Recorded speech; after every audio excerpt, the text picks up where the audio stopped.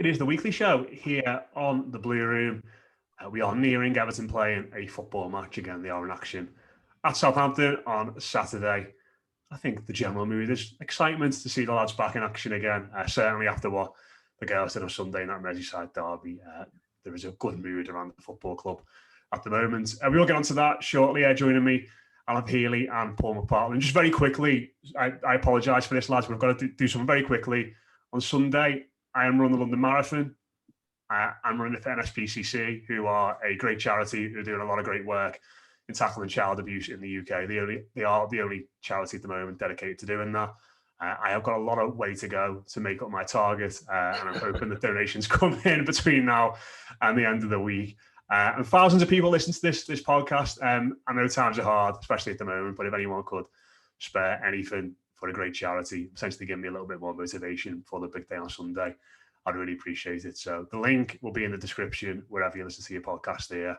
And yeah, anything you can spare would be greatly appreciated.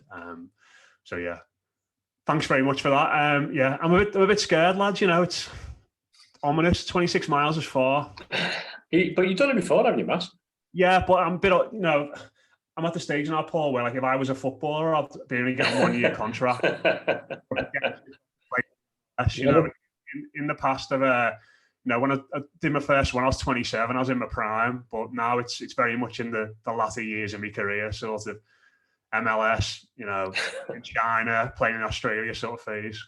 Yeah, but doesn't experience count? Yeah, I thought that the marathoners is like peak at like 40, Yeah. You're right. Years left. Apparently, when you're younger, your muscles are like more kind of attuned to like fast twitch movement. But like as you get older, you get to your 40s, you begin to build a kind of long distance capacity. And I saw you in Strava this morning, out in your Formby, on your 8 miler, 9 miler, 10 miler. That 8 miles this morning. That's I'm sure you'll be fine. Channeling your inner Alex Iwobi. Yeah, very much an inspiration. Yeah, but I've never had any fast twitch fibers, mate. So that's that theory out the window for me, unfortunately. But yeah, I am looking forward to it. In all seriousness, it is a great day. If you can spare anything in these tough times at the moment, we'll do, Mass. Greatly appreciated. Well in, Paul. I'm sure. It's been a busy few weeks, hasn't it, lads? International break-wise, often these can go by without anything really happening. We've not got much to talk about, but there is plenty that's gone on. The main one, I suppose, Paul, is that Everton have sold a player who, going back 12 months, we all would have said would have been a vital part of the team, and even maybe going into this season and this summer that people would have expected to play. Allan has gone off to play his football in the UAE. One of those that, like I said, a month ago, it might have been a surprise, but given the way in which the transfer window ended, given the players we brought in, and given the lack of minutes he's had, it kind of feels like a deal that makes sense for everyone, really. Yeah, I'd agree, Matt. I mean, you touched on before, didn't you? You get to a stage in your career when you kind of going down a little bit, and I think maybe Allan's reached that point now. And certainly, I know we've all been greatly encouraged by our recruitments over the summer and bringing in young, hungry midfield players like Onana, and we've also got the experience of Garner Gay as well. So I think the midfield is the one area of the team that's looking particularly strong at the moment. So yeah, I mean, I thought Allan did a really good job for Everton during the time he was in. When Ancelotti brought him over, he had a solidity to the midfield. He brought experience to the midfield, and I think without our recruitment this summer, he would have been, I would have thought, a regular first team starter. But you kind of got the impression from the pre-season, the way things were working out, that he wasn't going to figure in Lampard's plans. From purely selfish financial point of view, it's another big wage off the salary outgoings as well. So sad to see him go. He's made a warm impression on Everton fans. We'll always value his contribution highly. He made a real significant contribution to keep us up last season as well. So yeah, he served us well, but I think it's probably best for all parties that he finds a regular slot somewhere else. Yeah, I mean, what I'd say about it, Allan, is that he feels like doesn't fit into the absolute flop category that we've had in recent years when it comes to signing. But I couldn't really sit here and say that he's been a major success either in that regard. He feels very much as a player that's, we'll look back at in 5 years and we'll just kind of shrug our shoulders and go, yeah, he was all right. Yeah, I think that he was brought in as part of the kind of Carlo Ancelotti, short-term plan to get us into the top four, basically. In terms of, him, James Rodriguez, obviously, as well. Players of that ilk who were kind of brought in to deliver immediately. Like, I think he was, 29, 28 when he came in. Whereas I think now, looking at him in his place in the squad, he was only ever going to be a rotational option, because I think our starting three midfielders are Obi, Onana and Gay. And then you have James Garner and Tom Davies as, pretty capable backup options. And if you wanted to even go to, I don't know, a 4-2-3-1, you could move maybe Anthony Gordon centrally in that kind of, attacking midfield position. So I think with 5 or 6 options in the middle of the park, that's all you need, especially when you consider his wages and his salary, and also the fact that he doesn't seem to fit into the molds of midfielder that Lampard wants, and that's evident in how little he's been used since Lampard took over. I like him personally. I think he's always been a character who gave everything for the club when he was playing for them. Seemed like a good guy as well. He was clearly part of that kind of Portuguese-speaking clique with Yerry Mina, Richarlison, Andre Gomez, all of whom seem to be, if not on the way out, on the way to being on the way out. So I guess changing the guard really, I like him personally, but I think that his lack of importance to the first team picture, coupled with his high wages, coupled with his age, means that it makes sense for all parties concerned, really, Yeah, didn't start a game after that Anfield defeat where he completed one pass from passing the kickoff now. Yeah, I mean, did you feel like that? I'll come straight back to you on that one. Alan. Do you feel like that was maybe a bit of a final straw for Frank Lampard? Because I always remember there was a game. It might have even been the Palace game when we come back from 3-2 down, and after we score to go ahead, Allan's remonstrate with Lampard, and it looks like he's sort of saying, "Get me on now, and I'll kind of shore this up a little bit, and can help." But it felt like sort of after that game, harshly or not, Lampard was sort of right. That's it. Now I'm going to go a different way with this, to the point where I know we had injuries and we had the odd little niggle here and there, but you look at the midfielders that we were playing late in the season. Andre Gomez, that 45 minutes he played against Crystal Palace will scar me forever. It just felt like he sort of lost a bit of trust in it from that point on. Yeah, when the Richarlison quotes this morning, I don't know if you saw them from 442. He mentioned after the Palace game that Gomez and Allan came to him talking about what Lampard had said, whatever comment he passed in the pre-match. Maybe it's not a coincidence that it's both Allan and Gomez, who are obviously Portuguese native speakers, and obviously were kind of out of favour towards the end of the Lampard reign and the beginning of this season, last season and this season. So who knows? I mean, we can only speculate as to what's going on behind the scenes, what the character of the players are like, how their relationship is with the coaching staff and other players. Maybe it was an attitude issue, maybe just a matter of people didn't gel properly. My perception of Lampard, even going back to his Chelsea days, seems to be that he prefers working with younger players, and that he often has issues with older players who maybe have a bit of an ego on them. I remember, Thiago Silva, I think he wasn't using him properly. Players like that. So who knows what the story there? I'm not going to speculate, but I would imagine it's something to do with that. But yeah, who knows? I think that it didn't work out for whatever reason, same with Gomez, same with Allan, and it's similar because they're both good players. Obviously, they both have played, good performances for Everton over the time here, but for whatever reason, they were completely almost disbarred under Lampard. So we can only speculate. We don't know what's going on in the dressing room, but I would imagine it's kind of a holistic issue, if that makes sense. Yeah, I mean, Alan, do you think that Allan's lack of pace was a factor as well? Because, certainly Lampard wants energetic midfielders. I've seen from the transfer of Iwobi. Allan and Gomez fit that category, don't they? Where they're skillful on the ball, but they haven't got a great deal of pace. And when you're in a midfield that's getting overrun, sometimes you need someone with the energy, skill and pace to get back in and cover. Yeah, I think also Allan played his best football in Serie A, and Serie A especially, maybe now it's changing a bit, but when he was there with Napoli, it wasn't the most dynamic of leagues. It was a lot slower paced, a lot more tactical, a lot more technical. And when he was there, he was playing for Brazil as well. He was in the national team in 2019 when they won the Copa America. He's since fallen out of the picture. And I guess the fact that, he has gone now to the Middle East, that Andre Gomez similarly has gone to France, a second tier club in France. Well, not literally second tier, but, in terms of the elite category, they're not, Marseille or PSG. That's probably indicative that maybe they're not quite at the races anymore at the top level. And in the league as physical as the Premier League, and given, as you mentioned, Paul, the style of football Frank wants to play, I guess it makes sense that they didn't fit the picture completely. So yeah, I think that coupled with maybe off-field issues or attitude issues make a lot of sense, to be honest with you. I always remember that game where Allan, Decore, and Gomez all played together for the first time at Spurs away, and we won 1-0, and Calvert-Lewin scored the header. And it was just like, wow, we've got a midfield. Like, and it was just like, because obviously the season before, I think we played like Sigurdsson and Davis, or Sigurdsson and Schneiderlin, and you know, Delph was in and out every now and then. It was just felt like, God, we've been crying out for this for so long. And it almost feels like that first game was like the high point of that trio, really. I know we had a few games after that, which we won quite well, but you know, it felt like from that point on, it all just kind of went south for both of them. And sorry, for all three of them. Obviously, Decore is still here, but I still think Allan was a little bit misused. Actually, I actually forgot about Decore when I was mentioning central midfield. Yeah. I mean, what a cameo he made against West Ham the other week. That's six of them. That makes even more sense. Just six of them.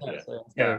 And I think with Allan, like, I do think we never used him properly. And, you know, you were saying there all about how when he was in Serie A and the pace of the league, there's maybe a little bit different, but he always played as one of the two midfielders that were a bit more advanced. And he had Jorginho. He was not like a defensive midfielder, but he's a sitting midfielder sat behind him. He could go and hunt the ball. He could go and be a little bit more off the leash. He could go and chase things down. And the position he played at Everton largely, certainly under Ancelotti, was that deepest player in midfield. And that was never his game when he was at his best, and certainly was never his game at the point of his career when he came to Everton. Like, you know, like you said there, Paul, where he was slowing down a little bit. You know, when he was linked with PSG and he was touted around as like a £60 million player, he was one of the most energetic midfielders and dynamic midfielders in European football.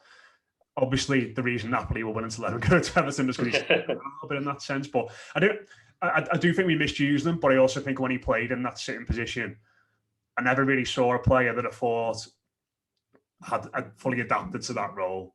You know, you look at, this is a very small sample size, but you look at Idrissa Gueye and the game and a half that he's played for us, and I'd probably put him in a similar category in regards to he's someone who likes to go hunting for the ball and he chases around. But against West Ham, when he came on against Liverpool, it looked a little bit different to what it was like in his first spell. He feels like he's got a little bit more discipline and he understands that number 6 role a little bit better. And you've got to sit in front of the back four and you can't go and chase the ball all the time like you would doing it in the midfield too, or when you push forward. So I think that's right, Matt. And also, I mean, it's just a guy, he's come from PSG, where if you're not giving Mbappe and Neymar the service they require, you're going to get it, aren't you? They're going to tell you that you're not to the standard they require. So I think his game's raised because of that as well.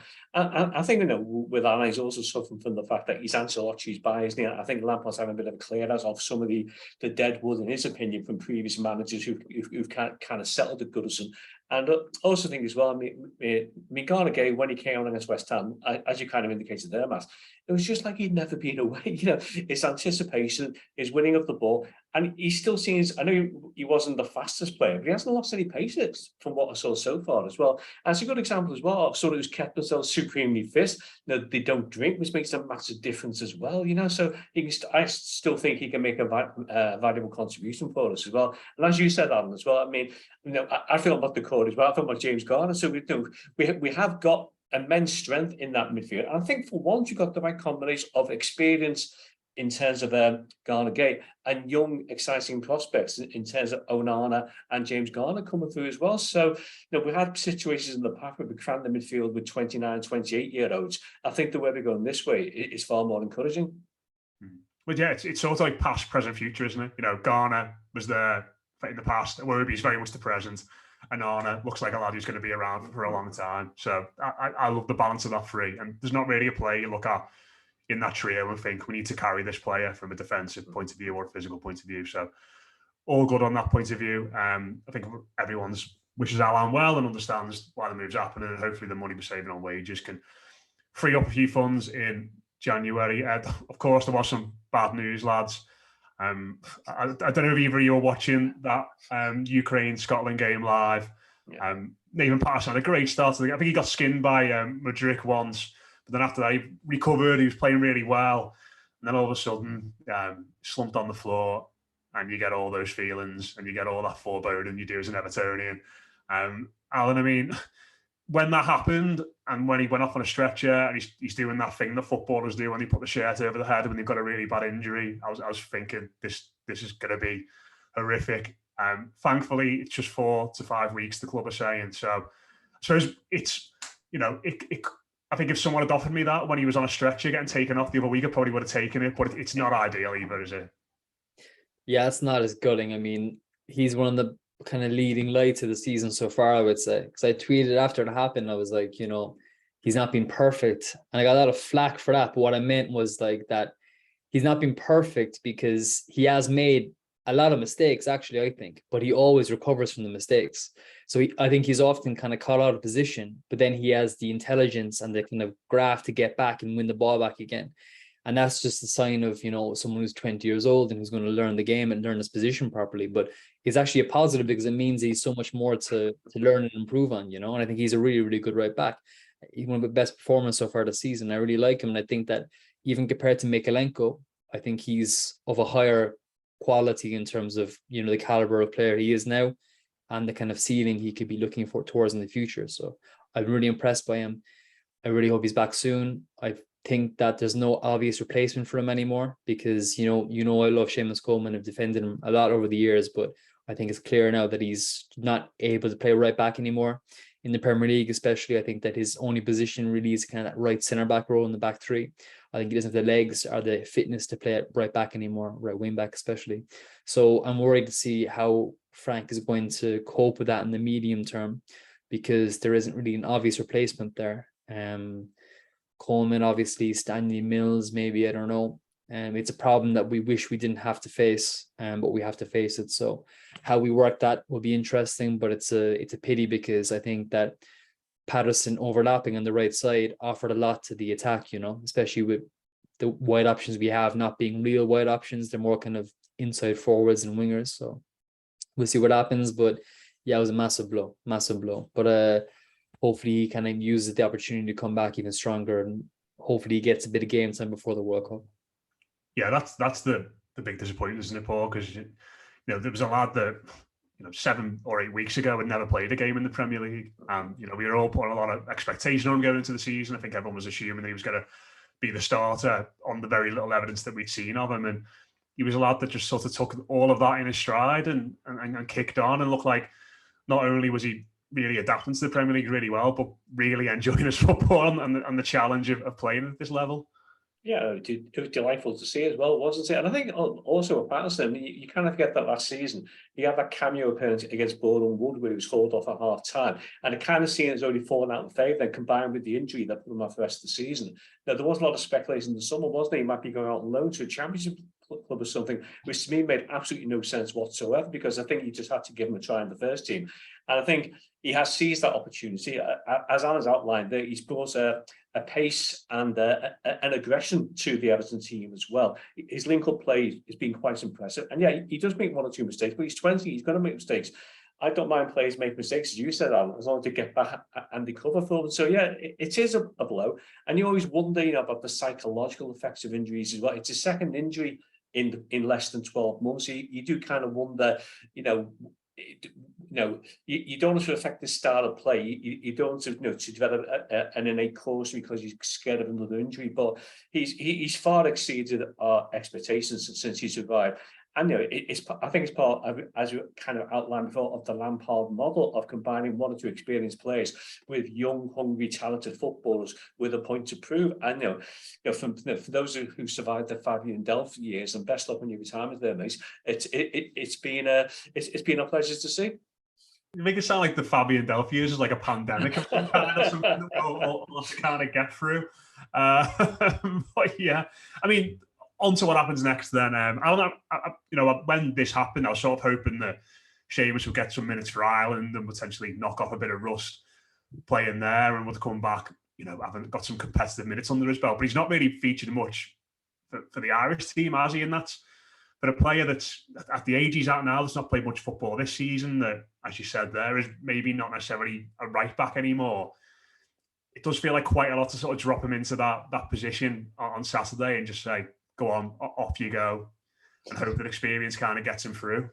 Yeah, his most notable contribution during the international break was getting into a fight with one of the Scottish players after the final. So, I don't know if you saw that, but it was very funny. Like, it was typical Seamus Coleman.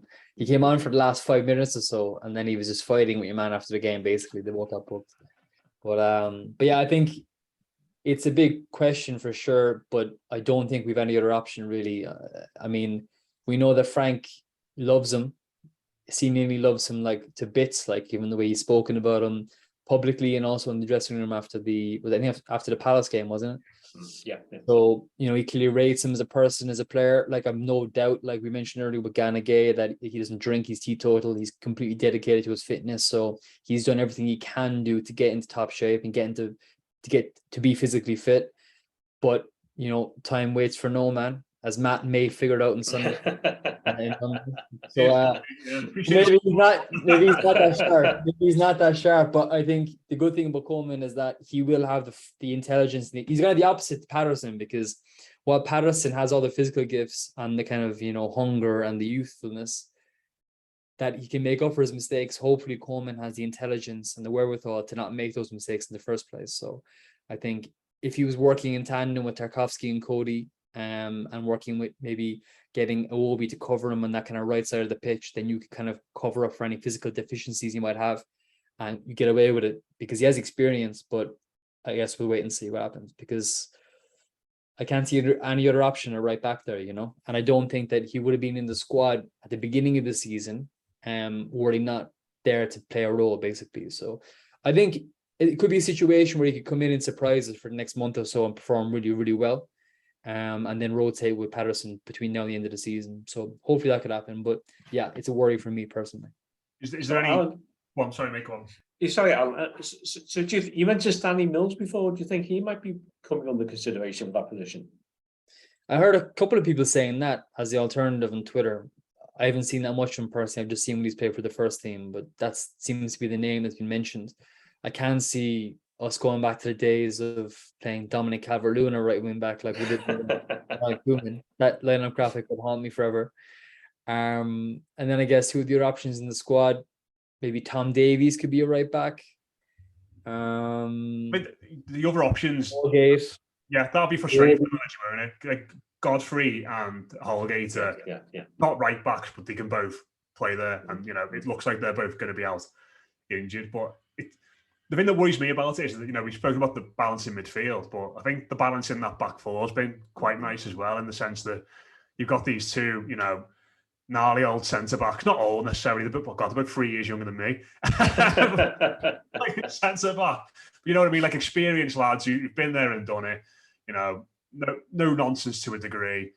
Maybe both like a little bit of pace and a little bit of quickness off the mark, but they're flanked by two young fullbacks who are not necessarily great going forward, but they're energetic, they're tenacious, they'll get stuck in, and it's kind of been a nice balance. And then I think if you put Coleman in there, all of a sudden you've got a 34-year-old and a 30-year-old and a 30-year-old and then a 32-year-old in front in Idrissa Gueye, and potentially what's Begovic behind them, 34, 35. All of a sudden it just feels like it just kind of throws that balance off a little bit, Paul, if you bring someone like that in. Maybe for one game it could be fine, but after 2, 3, 4 weeks when the schedule gets very congested, it could be a lot to ask of these lads.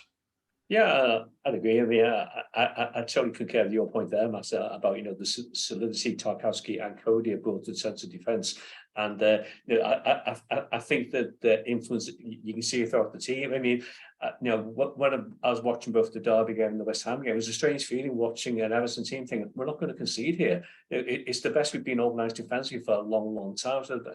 So yeah, I mean, losing Patterson it's definitely going to be an issue for Frank to try and deal with that. And like I'm kind of struggling to see an obvious answer given our injuries with Holgate and Godfrey. I mean, whether Stanley Mills might be coming to the equation, I really don't know. It might involve some sort of rejigging of the midfield roles to give Seamus far more cover, because I think one thing he can't do anymore is be the overlapping fullback, because I don't think he's got the pace to get back if he falls out of position. So we might have to have a kind of a more deep lying strategy to try to cover that weakness. I mean, as you've indicated, the lack of match time, I think, for Seamus is a big factor as well. So there's going to have to be some sort of a backup plan there whereby someone could come on after maybe 60 minutes or so to kind of shut off that position if it's proved to be a weakness in the game.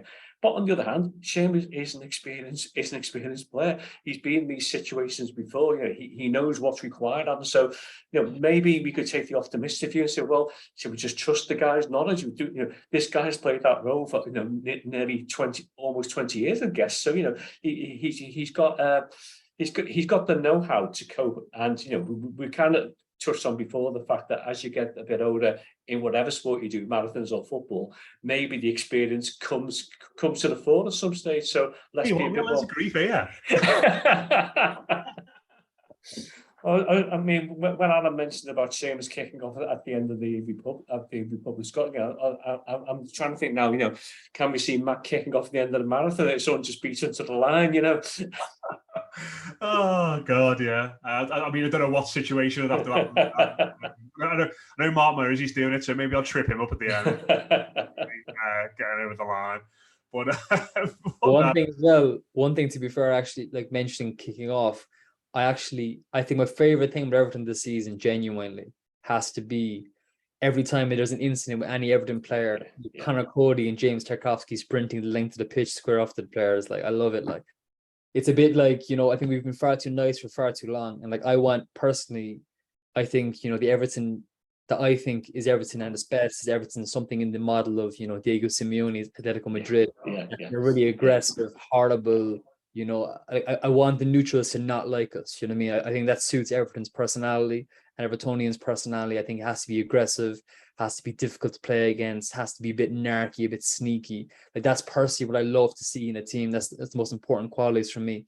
So to see somebody like Tarkowski and Cody who are kind of, defending everybody, defending whether it's Tom Davies or Nathan Patterson or whoever, is really important and really good and really valuable. It's a proper attribute, I think, to the team that we didn't have last season or the season before, or for a few years, to be honest with you. Like, yeah, and go back to sorry, Matt. I go back to what you said there, Allan, as well. The West Ham game, wasn't it great to see where Tarkowski went straight over to Scamacca at the end of the game and starts pointing at him, let him know, I'm the experienced pro here, mate. You really don't want to mess with me. Yeah. Like that also wasted 2 minutes, didn't it? Like, that's the thing. It just killed the game later on. It wasn't a great tackle from Scamacca, but it wasn't like, I don't think it really warranted that reaction so much that you go over there and you get right in his face. But that is the sort of thing that you want to see, like Allan said. We spoke obviously about defence, midfield, up top. Lampard is doing his press conference now, so hopefully we'll get an update on Calvert-Lewin. Just sort of in general, assuming that he is available, which is you can't really ever do anymore these days with Don. But say he's sort of fit, he's been training this week. Is there any changes you make to that front three, Allan, in regards to bringing him straight back into the side? Or do you look at Neil Maupay and think doing a great job up front? Do you look at someone like Anthony Gordon, maybe who's been a bit off the boil in the last couple of games, and maybe take him out of the firing line? I think Damari Gray played really well against West Ham, in my opinion. It's we haven't really got loads of options there, have we? But Dom coming in could potentially, again, shift the balance in a few different ways.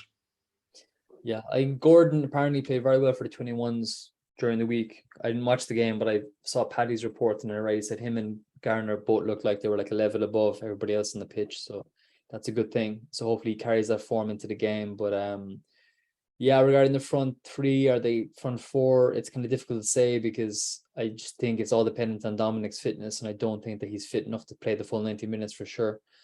So I think a more logical situation, especially away from home, would be to start Maupay and then bring Calvert-Lewin off the bench maybe towards the end of the game if he's fit enough. But it's a big unknown, like you said. I mean, I have no idea how fit he is. I have no idea what his fitness issues are. It seems to be, different things each time. So unfortunately, he's getting a reputation now of being a player who's just hugely injury prone. Do you know what I mean? So I've personally kind of taken down my expectations with him this season. At least I'm kind of pessimistic about his chances of kind of regaining the form of 2 seasons ago anytime soon.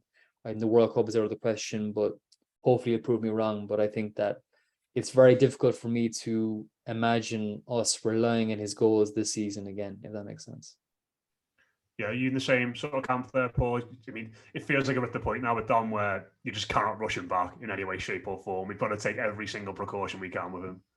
Yeah, I think as Allan said, he's not worth taking the risk with at the moment. And also, I mean, from Neil Mowbray's point of view, he's certainly done enough to justify his position in the starting lineup. So yeah, I wouldn't take the gamble at the moment. I think he's definitely worth, if he's fit enough to be on the bench, and that's definitely an option worth considering. But once again, you don't want to be throwing him on about chasing the game and run the risk of having another setback with his injury. So I think in terms of Everton's interest, I think we have to put the needs of the club first and maybe manage his return gradually rather than throw him straight back into the team. I think despite his injuries last season, I still think that header from Calvert-Lewin against Crystal Palace in the final game of the season was such a delight to watch and see. So no matter what he does this season, his contributions to the club staying up last season, particularly in that game, was immense. But yeah, you mentioned World Cup prospects there, and I just can't see Dominic making the. They have to name another squad of 55, don't they? In I think the next 7 days or so. But they don't have to publicise what the squad is. It has to go to FIFA. And then, so I could see him possibly being in that 55 squad, but I just can't see him making the final cut. See, I think if he came back and played the next, how many games have we got? 8 games for the World Cup, and scored 5 or 6 goals. I think he could get in still, because I don't think there's anybody else really who's like a natural. Like Ivan Toney was in the squad, wasn't he, this week, and didn't even get on the pitch. Like Ollie Watkins is having a bit of a rubbish season, and Callum Wilson is, injured again. Injuries. Well, I mean, where else do you go? And obviously, Dom is someone that has played at that level. The manager trusts him, but obviously, this all depends on him being fit and ready to go. Lampard said in his press conference just now that we'll see about Dom. He said we're considering him being involved at the weekend. So, standard answer that means. Absolutely just to wrap up, lads, how are we feeling about the game at the weekend, Allan? Southampton's one of those where I think we probably got an okay record there, but just whenever I hear Southampton away, it's one of those grounds I always feel like we never really do that well there. I always remember us going there in 2016-17 in that green kit and smashing them with Rom and Barkley playing really well that day. But by and large, I just think us getting beat, Danny Ings scoring, the weather being horrendous. Obviously Ings has moved on since, but it just feels like one of those stadiums that we never really seem to get anything from. Yeah, true. I just feel a bit positive at the moment, though. Genuinely, I think that would be difficult to beat no matter what. So I can't see us losing the game, if that makes sense. Because I personally don't rate Southampton. They have some good players. Your man Romeo Lavia is really, really good in midfield. He's only 18 years old. He's been really impressive this season, but James Ward-Prowse, who was a good player, I've always liked. But I think that we have enough about ourselves to not get beaten there. But again, the issue for me, as it has been all season, is where the goals are going to come from. Hopefully Gordon steps up and delivers. He's been poor recently, as you said, but he played good during the week. He's been talking today about, getting into the World Cup squad. So we'll see what happens. I'm confident, I would say, because also when you have a bit of a break from Everton, I find you always get a bit of more confidence. Like absence makes the heart grow fonder. But I wouldn't be extremely confident we'll win. But I don't think we'll get beat, if that makes sense.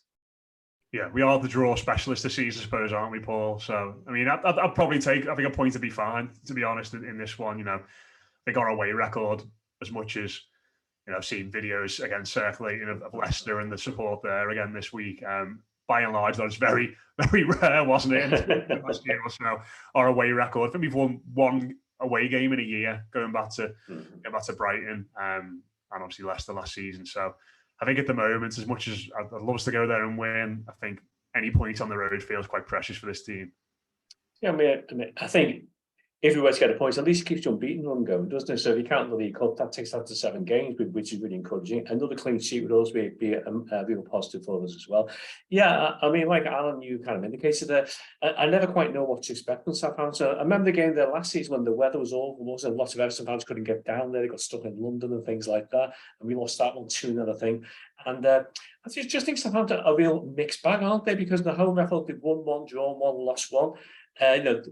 They go from conceding 3 or 4 in a game to suddenly putting off an unexpected win. And they have kind of had this habit on the Hassan Hustle, if I pronounce that right, of losing 4 or 5 games and he's under pressure, and then they suddenly pull 4 or 5 wins out the bag, the pressure goes off. Like last season, up to January, they were comfortably just outside the top 6 or 7, and then they just completely collapsed in the second half of the season. They started poorly this season with a 4-1 thrashing at Tottenham, but they kind of recovered from that as well. Beat Chelsea at home 2-1 also. So and I think it's a really challenging game. I think their transfer strategy, you mentioned there, and about Romeo Lavia from City, I think is a really good signing. But then they bought Joe Aribo from Rangers. I didn't quite see the logic of bringing him back to the Premier League, so I wasn't quite convinced by him in the Scottish Premier anyway. So a draw would be fine, but wouldn't it be brilliant just to go there and get an away with it? I think because there's a real positive vibe about the club at the moment, and that would really help to keep that positive vibe alive and buzzing. We've got some tough fixtures coming up, so I think we have to regard this as a winnable fixture, as a potential 3 points. Because I don't know, when we did our predictions for how the league table might end up, I had Southampton as being the one of the teams I was looking at that could be battling against them for relegation. So it would be good to beat Southampton and just to put some distance mid-table between us and the bottom 3. We could also see Alex Iwobi kind of recreating his goal-scoring form from Nigeria in the Premier League. I don't know if you saw that goal, but also I don't know if you saw his tweets. I think it was yesterday about the refereeing decisions. It was just so. You saw that, did you? He's like, oh, it was very fun. I like all this. I didn't see that either. He tweets like, I'm sure you know by now that his Instagram and Twitter is always the same. He tweets like capital letters for everything. So like it's not like all caps, but like the beginning of each letter is a capital. It makes no sense why he does it, but he's literally the whole time he's been Everton. But he was talking about a refereeing decision for an offside during Nigeria's game, the second game in the international break, and it was so funny the way he was phrasing it. It was so kind of polite and kind of calm, but at the same time, I know just have a look at yourself. It's pretty funny, but like he's quickly becoming one of my favorite characters of the club. I think he just seems like a really funny guy, so yeah, it's funny. Hopefully he carries that goal scoring form into the Premier League for sure. I just wonder what are the odds of Theo Walcott coming off the bench and getting a goal against on Saturday? Is he still there? I thought he's I thought that's got to exist. I think I think it only existed at Everton, but I think he's still there. Yeah, but he's still quite. He's still about 33, 34. God, yeah. I'm 2006, so 32. Yeah. See, he's a lot younger than what you think. Yeah. God, it just I think I'm glad Shane Long's left because I feels like he's scored against us. The player that we should have signed 10 years ago, he always scored against us. But yeah, that Iwobi goal during the international break, by the way, absolute screamer that, wasn't it? But it was like sort of like he caressed it in from 30 yards, but it was like the most powerful shot I've ever seen at the same time. So funny. And then Cody's comment on Instagram, did you see that as well? Right. Oh God, yeah. So both of you feeling positive? We're gonna win. Yeah, I think so. Yeah, I'm going to 1-0 win. Yeah, Seamus with the winner. That'd be lovely. We will leave it there. Cheers to Allan. Cheers to Paul. That has been your weekly show. As a reminder, if I make it to the start line on my Zimmer frame on Monday, please do donate. I'll try not to get in any fights, as Paul mentioned, or anything like that. But if you can, that'll be wonderful. But yeah, that has been your weekly show here on the Blue Room. We'll be back later in the week for your instant reaction to Southampton and all the coverage around that game. But cheers for tuning in. Up the top, we'll speak to you soon.